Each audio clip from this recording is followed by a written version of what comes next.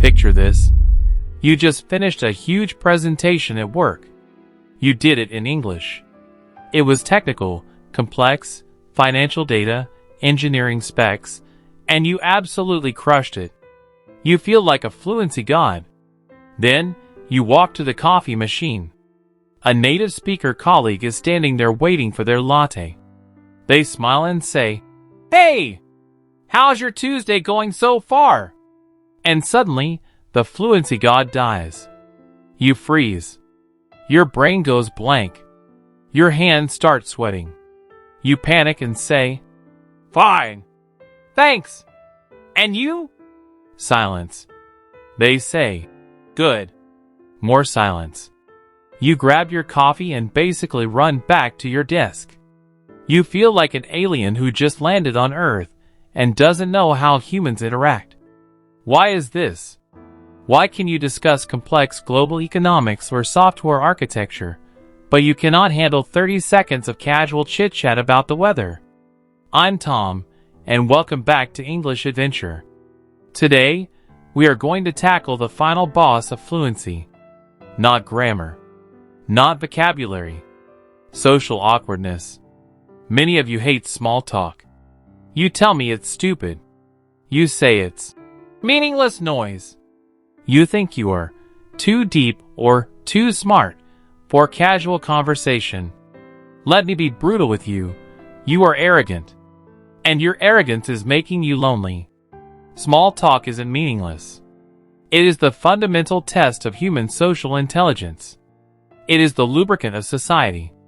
If you cannot do it, people will not trust you. They won't want to work with you.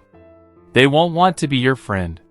You are failing the most basic test of humanity because you misunderstand the game you are playing. Today, we are going to teach you the rules. Part 1. The misunderstanding information versus vibe. Why do you fail at small talk? Why do you turn into a robot? Because you think the goal of conversation is information transfer. You are an educated professional. In your job, communication is about efficiency, getting facts from A to B. But in casual English, because you are nervous and in learner mode, you take everything literally.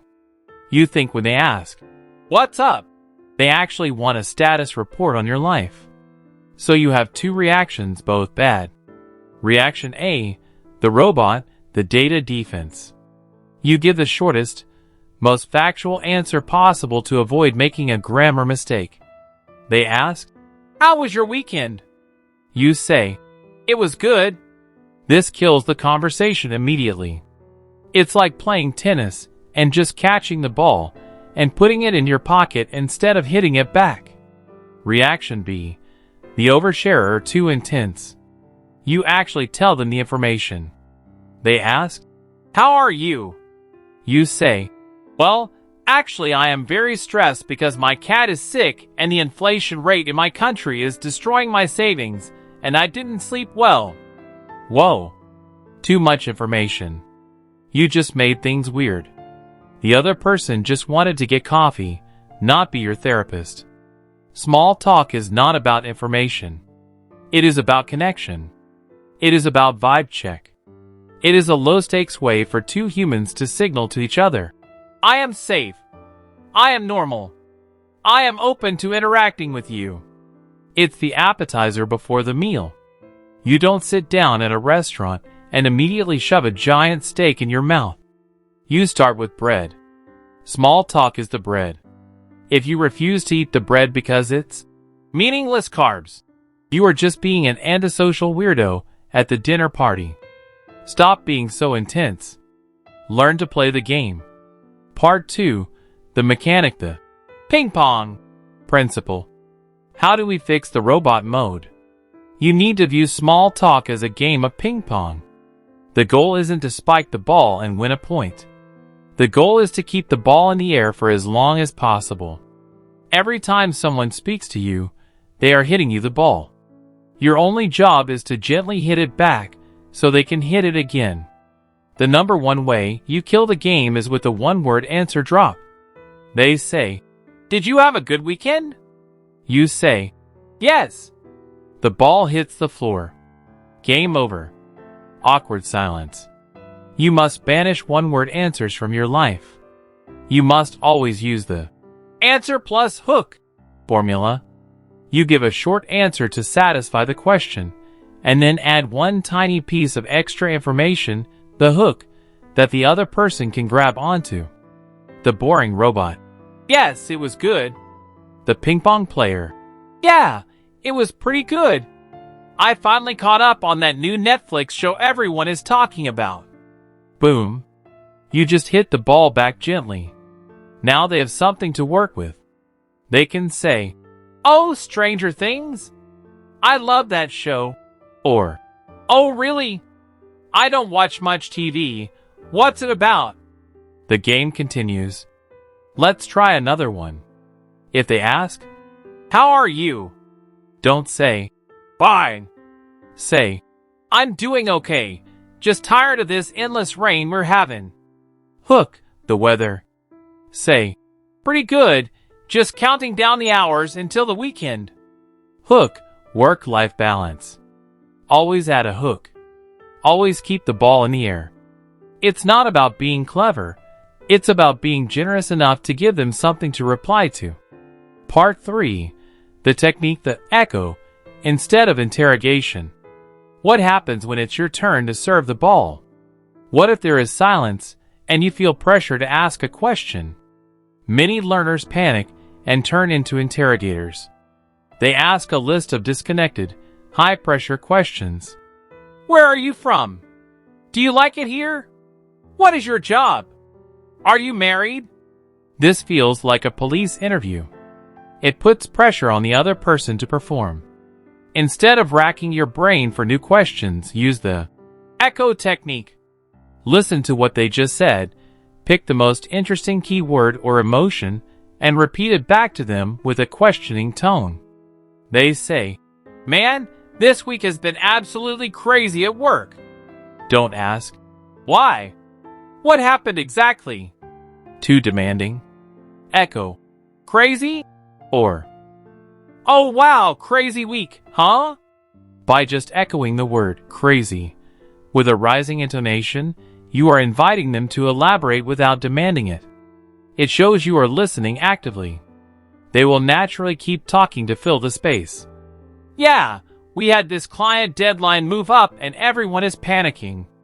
They say, "I just got back from a trip to Italy." Echo, "Italy. Nice." Echoing validates their experience and encourages them to keep the ball moving, without you having to think of clever grammar questions every 5 seconds. Part 4. The vibe check, body language and tone. We need to talk about why you seem awkward, even when your grammar is perfect. Small talk is 20% words and 80% nonverbal vibe. When you are nervous in English, your body goes into fight or flight mode. Your shoulders tense up. You break eye contact and look at the floor. You cross your arms to protect yourself. Your voice gets tight and monotone. You are physically signaling to the other person, "I am uncomfortable. Get away from me." And guess what? They get uncomfortable and they walk away. And you think, "See? I'm bad at English." No, your body language just told them to leave. You have to fake physical confidence until you feel it. The anti-robot checklist. Uncross everything. Arms uncrossed. Legs uncrossed. Open posture signals. I am approachable. Eye contact. The 70% rule, don't stare at them like a psychopath. 100%, but don't stare at your shoes. 0%. Aim for 70% eye contact. Look away briefly to think, then bring it back. The smile in the voice. This is crucial. Even if you aren't physically grinning, try to speak with a slight smile on your face. It changes the tone of your voice from robotic monotone to warm and friendly. If your words say, "It's nice to meet you," but your body says, "I want to die right now," people will believe your body. Part 5. Leveling up, moving to medium talk. "Okay, Tom. I can do the weather." I can do the ping-pong. But it's still boring. How do I make an actual connection? You have to move from small talk to medium talk. Small talk is universal and safe, weather, traffic, the immediate situation. Medium talk is personal opinions, shared experiences, slightly deeper topics. How do you bridge that gap? You have to be brave enough to offer a small piece of yourself. You have to lower your shield a tiny bit. If you are talking about the terrible coffee in the office kitchen, small talk, you can pivot to medium talk by sharing a small personal memory. Ugh, this coffee is terrible. It reminds me of the cheap stuff I used to drink when I was a broke university student working night shifts. Now you aren't talking about coffee. You are talking about the shared human experience of being young, broke, and working hard. You have opened a door to medium talk. They might say, "Oh man, I remember those days. I worked at a gas station during college. Where did you go to university?" Now you are in a real conversation. You cannot wait for the other person to make it interesting. You have to make it interesting by offering small hooks about your real life, your real opinions, or your past experiences.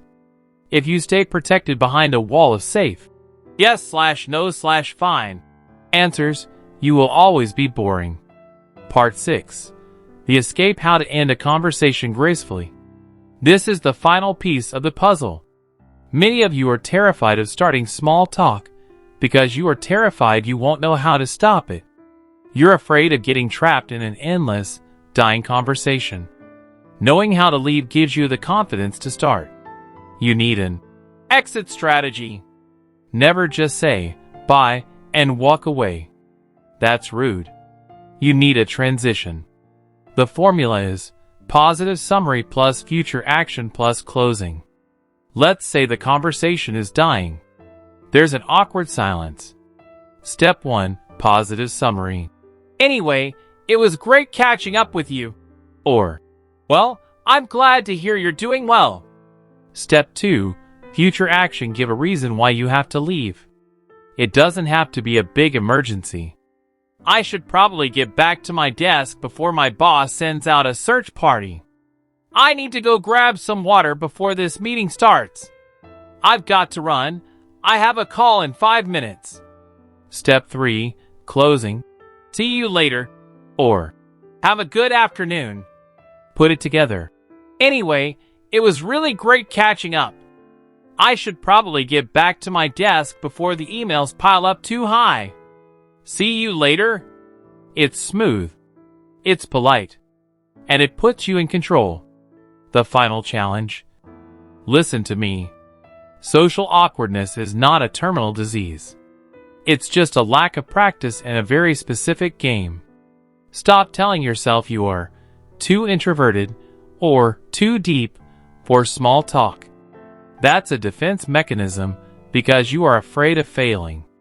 If you can't handle the first 2 minutes of human interaction, nobody will ever stay around long enough to see how brilliant you are in minute 20.